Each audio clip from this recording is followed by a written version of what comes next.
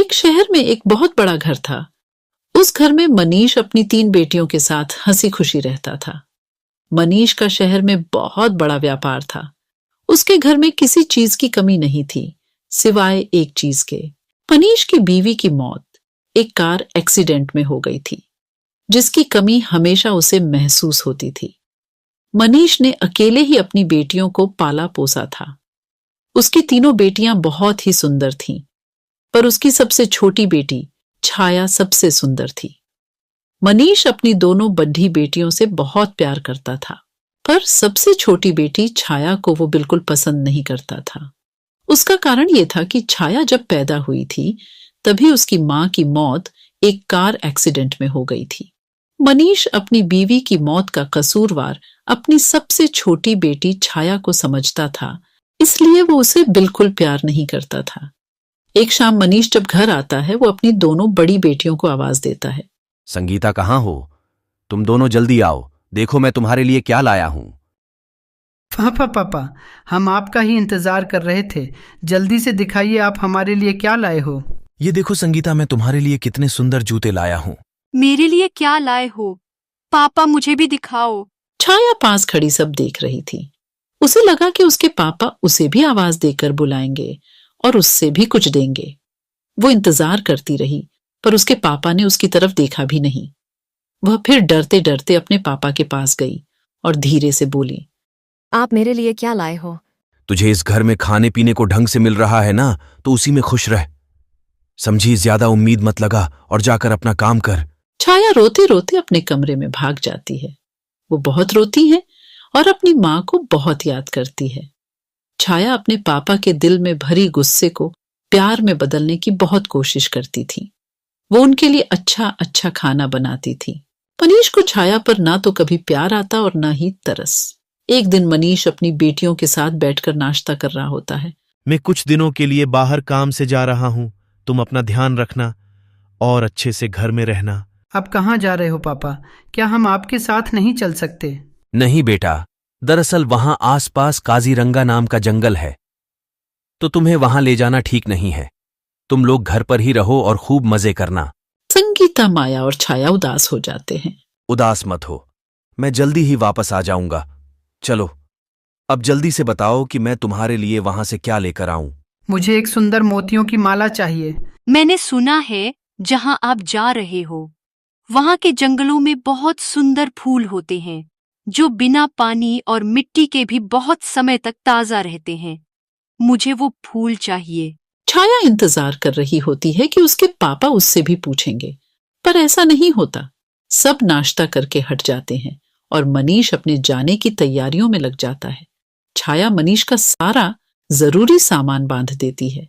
मनीष अगली ही सुबह निकल जाता है। एक दिन के लंबे सफर के बाद मनीष होटल में पहुंच जाता है, जहां उसने अपने लिए एक कमरा बुक किया हुआ होता है। मनीष कुछ दिन वहीं रहता है और अपने सारे काम खत्म कर लेता है। उसके बाद वो अपनी सबसे बड़ी बेटी के लिए एक सुंदर सी मोतियों की माला खरीदता है। माला खरीदने के बाद मनीष सीधा जंगल की ओर निकल जाता है। वो माया के बताए फूलों को बहुत ढूंढता है, पर वो उसे कहीं नहीं मिलते। फूल ढूंढते ढूंढते वह जंगल के बहुत अंदर पहुंच जाता है। अचानक उसे एक बहुत सुंदर और अलग से घर दिखाई देता है। मनीष धीरे धीरे उस घर की तरफ बढ़ता है।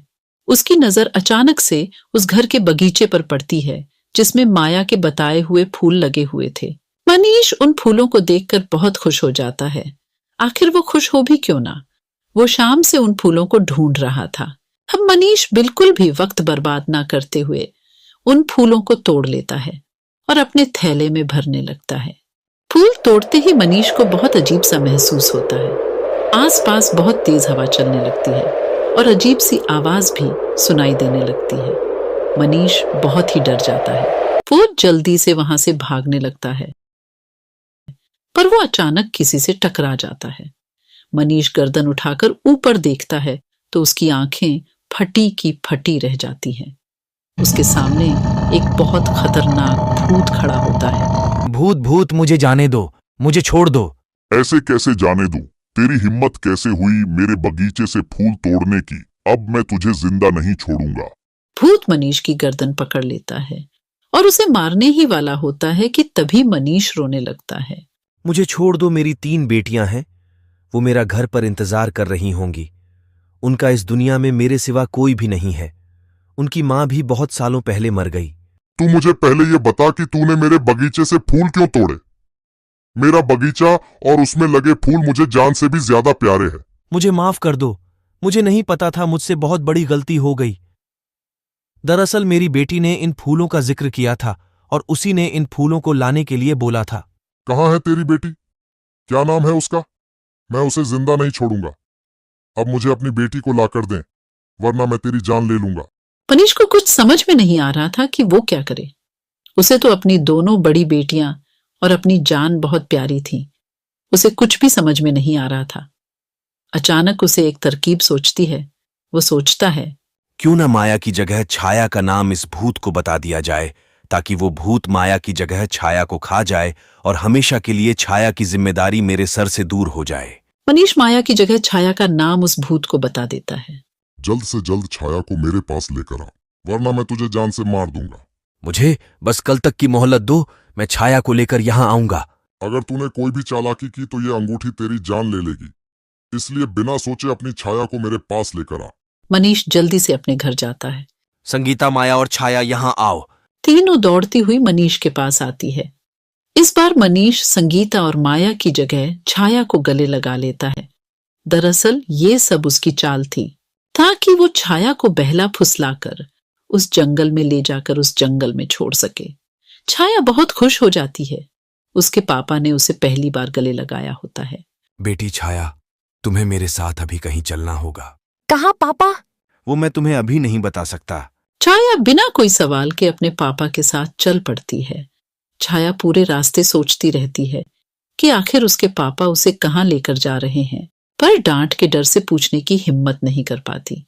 मनीष छाया को जंगल में लेकर जाता है और छाया भी बिना कोई सवाल किए अपने पापा के साथ चलती रहती है। कुछ देर बाद वो भूत के घर पहुंच जाते हैं। मनीष छाया को उस घर के अंदर ले जाता है। घर के अंदर एक बहुत ही डरावना भूत बैठा होता है। छाया उस भूत को देखकर बुरी तरह चिल्लाने लगती है। बचाओ बचाओ पापा, पापा मुझे ये कहाँ ले आए? मुझे घर जाना है, मुझे बचाओ पापा। अब तुझे यही रहना पड़ेगा, समझी? भूत अपनी अंगूठी मनीष के हाथ से निकाल लेता है। मनीष अपने घर चला जाता है। छाया रोती रह जाती है, पर मनीष एक बार भी उसकी तरफ पलटकर नहीं देखता।